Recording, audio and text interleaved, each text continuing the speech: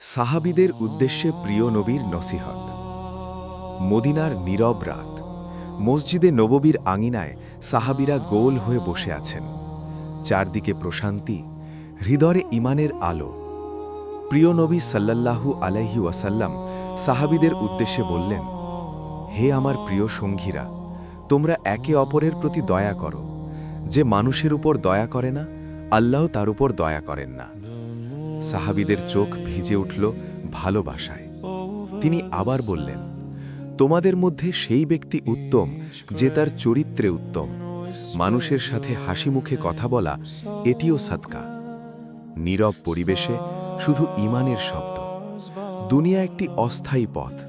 তোমরা দুনিয়াকে ভালোবাসবে না এমনভাবে যেন চিরদিন এখানেই থাকবে, বরং আখিরাতের জন্য প্রস্তুতি নাও।